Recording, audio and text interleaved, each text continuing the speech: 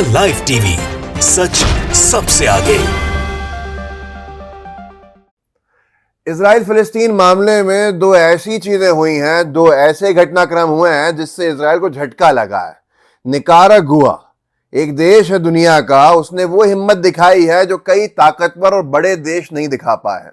Nicaragua ने वो किया है जिसकी कल्पना शायद बड़े बड़े देश में रहने वाले लोगों ने नहीं की थी कि कोई देश ये करेगा, वो भी निकारागुआ जैसा।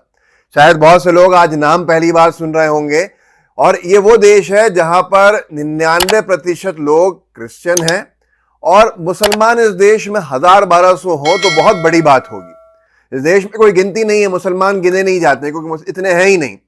उस देश ने वो किया है इजराइल के साथ कि जो अपने आप में एक बहुत बड़ा कदम है। और निकारागुआ ने क्या किया है, उसके साथ साथ ये भी सुनिएगा कि क्या ईरान ने एक सैटेलाइट लॉन्च जो की है रशिया की में भेजकर, रशिया ने उसका सपोर्ट करके उसको सैटेलाइट को एयर स्पेस में भेजा है, और उसके बाद से क्यों यूनाइटेड स्टेट्स ऑफ अमेरिका तक की चिंता बढ़ गई है। ऐसा क्या है उस सैटेलाइट में, वो बाद में चर्चा कर लेंगे। लेकिन निकारागुआ ने क्या किया, निकारागुआ ने अपने सारे डिप्लोमेटिक रिलेशंस, जो विदेशी संबंध हैं इजराइल से, वो खत्म कर दिए हैं। जो गाजा में और लेबनान में नरसंहार कर रहा है इजराइल, उसका हवाला देते हुए।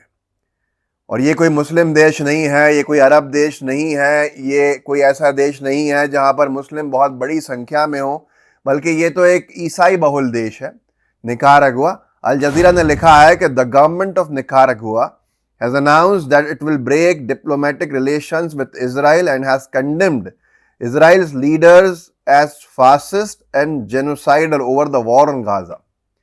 गाजा को लेकर निकारागुआ की सरकार ने अनाउंस किया है कि वो अपने सारे डिप्लोमेटिक रिलेशंस तोड़ देगा इजराइल से, और उसने निंदा की है इजराइल के नेताओं की, इजराइल के लीडर्स की, नेतन्याहू जैसे, और उनको फासिस्ट बताया है और नरसंहारी बताया है गाजा के युद्ध को लेकर।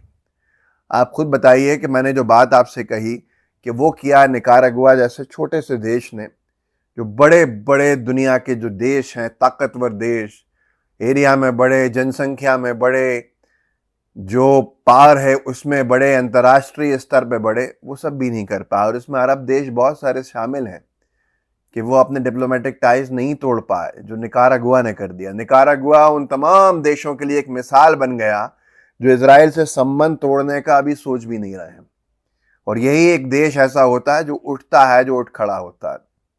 अब दूसरी चीज जो की है वो इजराइल की, मैं सैटेलाइट के बारे में आपको बता रहा था।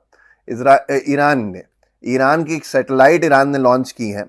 2 सैटेलाइट्स हैं, वो रशिया भेजी हैं ईरान ने, और रशिया ने उसको लॉन्च किया है, जिसमें हुदहुद जो सैटेलाइट है वो बहुत महत्वपूर्ण है।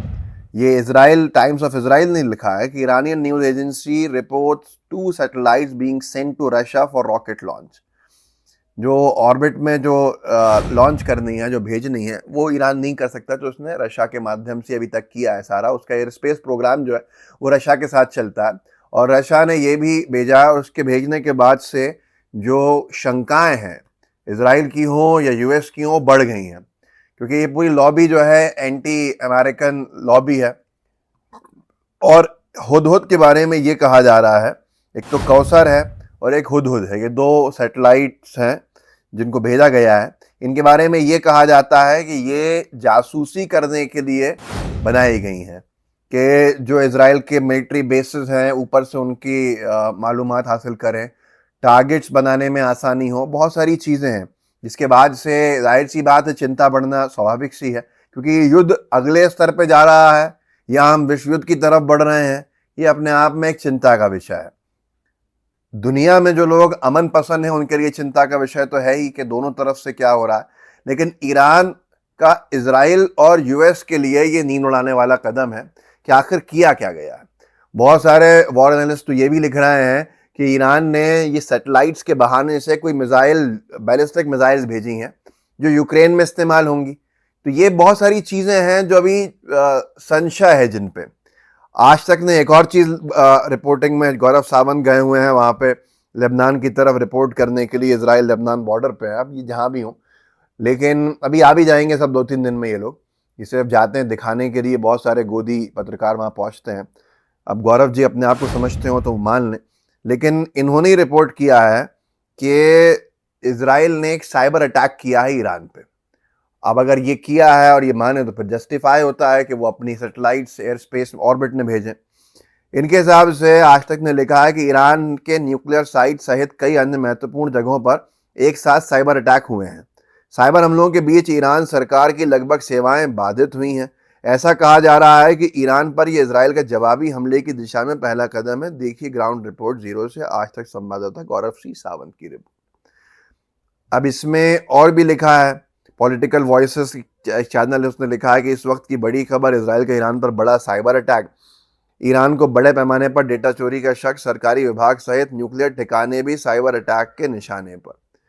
ऐसे में बहुत सारी चीज़ें बढ़ जाती हैं कि हमारे ये जो पूरा मामला है मिडल ईस्ट का, वो किस दिशा में जा रहा है। और उसको लेकर एक और चीज़ है, इसमें लेबनान का भी एक मामला है कि लेबनान ने 35 रॉकेट्स दागे हैं इजराइल के जो ऑक्यूपाइड टेरिटरीज हैं फ़िलिस्तीन की, इजराइल ने जहाँ पर कब्जे किए हुए हैं उन पर, और उनका फुटेज भी जारी किया। पहले आप ये फुटेज देखिए, ये कहाँ पर, एकड़ और हाइफा बे में दागे हैं लेबनान ने। इसके बाद आपको मैं दिखाऊंगा कि ये जो इजराइल डिफेंस फोर्स है उसने क्या कहा है इस पर। पहले ये फुटेज देखिए कि कैसे 35 रॉकेट्स जो हैं फायर किए गए हैं लेबनान से इजराइल में। ये तमाम चीज़ें हैं जिसके बाद से बहुत सारी चीज़ें कही जा रही हैं। ये इजराइल स्प्रिंटर ने लिखा है कि इजरायली डिफेंस मिनिस्ट्री ने यह कहा है कि 15 लोग जख्मी हुए हैं जो लेबनान ने रॉकेट्स फायर किए हैं। उसके साथ साथ तेल अवीव में प्रदर्शन और तेज़ हो गया है। तो ये सब कुछ बता रहा है कि इजराइल गलत है, लेकिन फिर भी मानने को तैयार नहीं है। प्रदर्शन देख लीजिए, इजराइल के ही लोग इजराइल में ही प्रदर्शन कर रहे हैं युद्ध के खिलाफ। देखिए इन वीडियो।